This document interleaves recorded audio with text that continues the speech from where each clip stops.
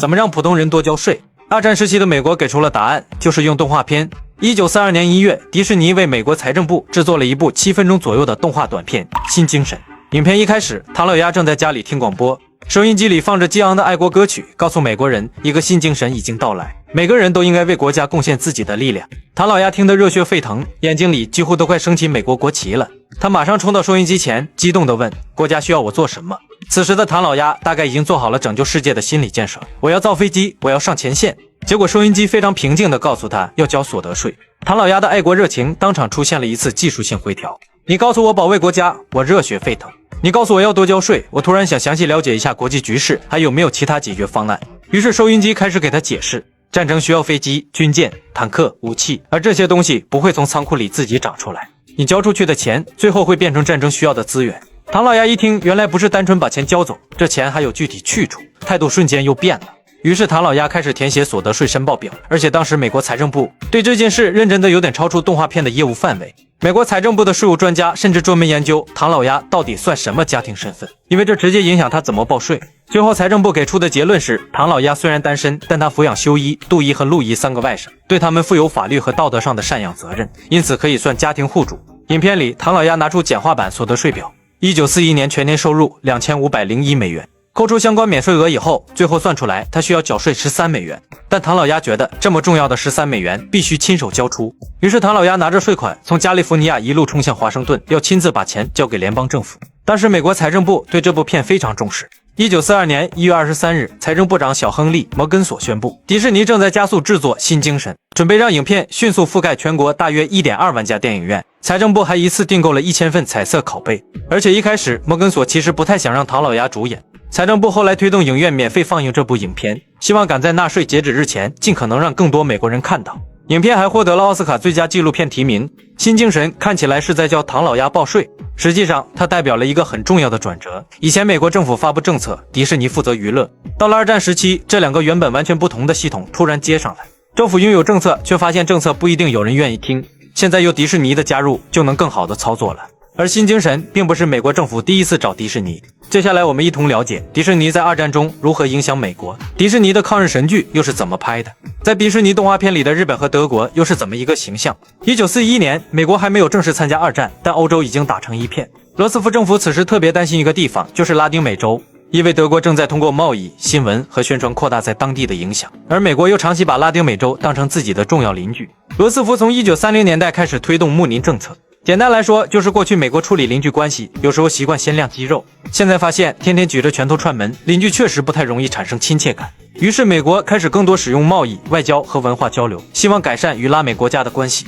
负责推进这项文化工作的一个重要人物是纳尔逊·洛克菲勒，他当时领导美洲事务协调机构，开始邀请电影公司、艺术家和文化人物参与拉丁美洲交流。问题来了，如果想让普通人对美国更有好感，派谁去？外交官当然可以，但外交官有一个天然缺陷，孩子一般不会收藏他的海报。但华特迪士尼就很不一样，彼时的米老鼠在拉丁美洲早已经很有名，很多孩子可能不知道美国国务院是谁管的，但他们认识米奇。于是1941年，美国政府找到了华特，希望他去南美洲进行一次友好访问。1941年8月，华特带着一支由动画师、故事人员和音乐人员组成的团队出发，他们去了巴西、阿根廷、智利等地。这次旅程后来产生了2部很重要的电影，第一部是《之后无有》，第二部是《三骑士》。《之后无有》里，唐老鸭去了的卡卡湖，高飞跑到阿根廷草原体验牛仔生活，还诞生了一位新的迪士尼角色，来自巴西的绿色鹦鹉何塞·卡里奥卡。他戴着帽子，抽着雪茄，一见唐老鸭就跟老朋友一样热情。后来三骑士又加入了来自墨西哥的公鸡潘奇托，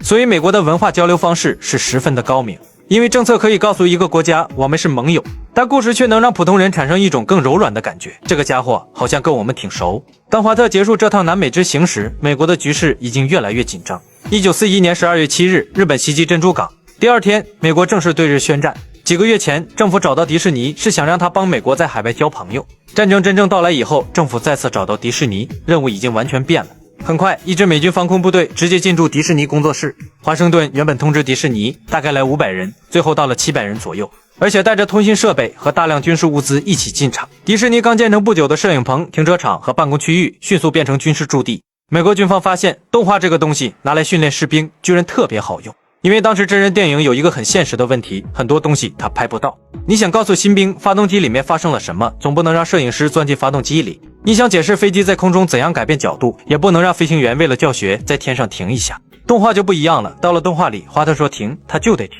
其实珍珠港以前，迪士尼已经试过这种玩法。为了向洛克希德飞机公司的技术人员解释飞机制造中的铆接方法，工作室制作了一部叫《4种平铆方法》的教学片。正常人看到铆接技术说明书，大脑很容易主动申请下班，看不下去。迪士尼却把铆钉、金属板和操作步骤直接画出来，让复杂的机械工艺一步一步动给你看。华特由此意识到，动画不只能解释一只老鼠为什么会开船，它还能解释一架飞机到底是怎么造出来的。美国参战以后，这项能力突然变得特别值钱。海军很快与迪士尼签下一份大约9万美元的合同，让工作室制作20部训练影片，内容包括如何识别敌机等军事知识。订单随后越来越多，陆军来，海军来，其他政府部门也来。美国突然有大量年轻人进入军队，怎样让刚刚入伍、文化程度各不相同的新兵，在尽可能短的时间内掌握复杂技术？不是每个人拿到几百页操作手册以后都会产生强烈的阅读欲望的。但你让一个零件自己移动，让箭头自己指出方向，让机器直接在荧幕上拆开给他看，理解的成本就会下降很多。所以战争时期，迪士尼的生产量迅速增加。战前，工作室一年大约制作3万英尺影片，战争时期一度增加到每年约30万英尺。到1943年前后，迪士尼超过90%的制作工作都已经与战争相关。迪士尼官方资料给出的数字甚至达到约94%。迪士尼甚至参与了美国陆军《我们为何而战》系列中的动画制作，尤其是地图和示意动画。以前世界地图挂在墙上，国家都很老实。迪士尼的人一来，箭头开始移动，边界开始变化，运输路线开始延伸，复杂的国际局势突然变成一幅普通士兵几分钟就能看明白的动态图。军方很快发现动画拿来讲机器特别好用，但接下来他们又发现了一件更厉害的事：动画不仅能告诉士兵飞机怎么飞，它还能告诉普通人这场战争里对面到底是个什么样的世界。于是从1943年开始，迪士尼的战时动画明显变了，前面还在教你报税、认飞机、看地图，后面开始直接研究一个问题：怎么把敌人讲明白。第一部最出名的就是元首的面孔。1943年1月1日上映，主角还是熟悉的唐老鸭，只不过这一次他做了一个非常糟糕的梦，他突然生活在一个纳粹统治下的世界。唐老鸭早上刚睁眼，墙上到处都是纳粹标志和领袖画像。闹钟一响，第一项晨间活动不是刷牙，是敬礼。出门以后，一支夸张的乐队从街上经过，唐老鸭继续敬礼。接着又有人把我的奋斗塞到他面前，让他学习。对元帅各种膜拜之后，他被送进一家军工厂，工作内容非常简单，就是在流水线上拧螺丝，而且流水线上时不时还会冒出希特勒的画像，所以唐老鸭一边干活一边还得不停敬礼。影片甚至夸张到说一天工作48个小时，这已经不能叫加班了，这属于公司顺手修改了地球自转速度。好不容易轮到所谓的休息，唐老鸭又被拉到一块画着阿尔卑斯山的背景板前面做操，目的不是让他真正放松，而是让他恢复体力回来继续工作。就像后来的公司安排团建差不多，团建的主要目标就是提高你明天继续加班的效率。最后流水线越来越快，炮弹越来越多，敬礼越来越频繁。唐老鸭终于扛不住了，整个人陷入混乱。就在他快被这个世界彻底吞掉的时候，突然醒了，原来只是一场噩梦。他还躺在美国自己的床上，看到窗边的自由女神像以后，唐老鸭激动的直接抱了上去。就在元首的面孔上映2个星期以后，1943年1月15日，迪士尼又推出了一部完全不同的动画，叫做《死亡教育》。这一次故事的主角是一个德国男孩汉斯，电影从他的出生开始讲，随着汉斯长大，他进入学校，老师不断告诉这些孩子，服从比个人判断更重要。影片甚至故意重新改编了一遍睡美人，在这个版本里，民主被画成邪恶的女巫，德国则成了等待拯救的公主，最后骑着白马来救公主的人是希特勒。随着汉斯长大，影片的画面越来越阴沉，小时候的他还有名字，有表情，有自己的样子。后来他逐渐被放进整齐的人群，所有人穿的一样，走的一样，接受一样的命令，那个具体的孩子慢慢消失了，最后只剩下一排向前走的人。死亡教育上映后，1943年8月又推出了一部《理性与情感》。这部片只有8分钟，却干了一件很大胆的事。影片先从一个小孩开始，小孩子还没有多少理性，看到猫第一反应不是研究人与动物如何友好相处，而是上去拽尾巴。结果猫一跑，孩子追过去，自己又从楼梯上摔下来，然后大哭。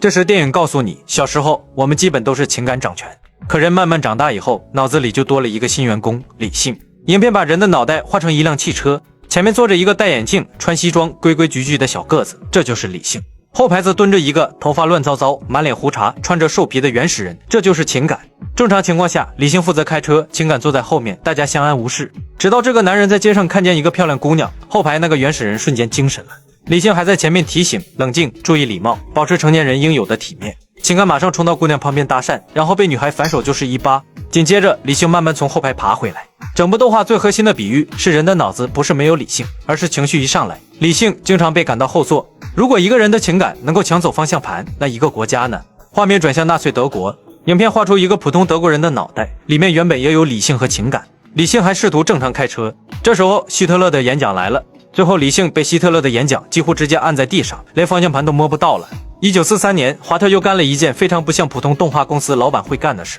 他决定拍一部讨论战争战略的电影，片名叫《空中制胜》。1942年，俄裔美国航空家塞维尔斯基出版了一本《空中制胜》，他的观点在当时很大胆，未来战争真正决定胜负的不应该只是军舰和地面部队，谁能够掌握天空，拥有大量远程飞机，直接攻击对方的重要工业和军事目标，谁就可能获得决定性优势。他不仅强调空军的重要性，还批评美国传统军事思路，过度依赖战列舰和其他传统力量。华特看完以后非常认同，但有一个问题，这么复杂的军事理论，真正回去读完整本书的人能有多少？于是1942年夏天，他买下了这本书的电影改编权，还把塞维尔斯基本人请进工作室，担任技术顾问。电影开头先用动画讲航空史，从早期飞行器一路讲到现代飞机。接着，塞维尔斯基本人直接出现在电影里，他站在地图和模型前讲自己的空中战略。如果全片都让一个军事专家站在那里讲话，效果大概很快会进入大型公派课模式。所以每当理论开始复杂，迪士尼动画就接管画面。飞机航程怎么比较？画出来。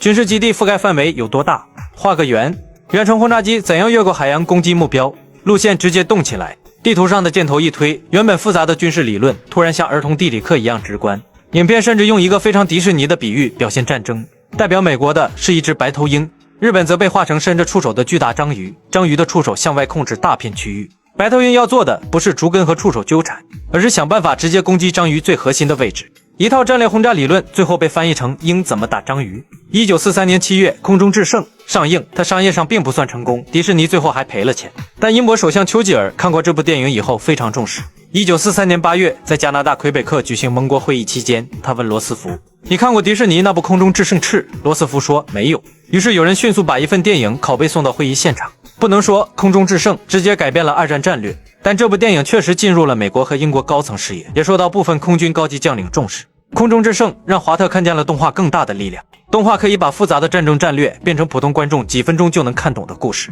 但战争宣传还有另一个任务，要让观众迅速明白我们在跟谁打。这个问题在迪士尼针对日本的战时动画里表现得尤其明显。1944年，迪士尼推出突击队唐老鸭，这一次唐老鸭不再报税，也不再削土豆，他真的被送上了战场，派去执行一项秘密任务，独自潜入太平洋一座日军控制的岛屿，摧毁敌方机场。电影一开始，唐老鸭已经坐在运输机里，全副武装。军官告诉他，凌晨6点跳伞，落地以后涉河前进，找到敌军机场，然后把它处理掉。唐老鸭听完，脸上的表情基本只有一句话：你们是不是少派了一个师？但命令已经下来了，他只能跳。结果刚离开飞机，行动就开始充分展示唐老鸭一贯的业务能力，计划很专业，过程全靠命。落地的时候，他一边翻说明书，一边研究正确的着陆姿势。别人跳伞靠训练，唐老鸭跳伞属于高空现查使用手册。好不容易进了丛林，装备又丢得七七八八，前面还有鳄鱼等着。这次秘密行动刚开始没多久，唐老鸭已经把悄悄潜入做成了野外生存节目。接下来，他掏出一艘橡皮艇，准备顺河接近机场。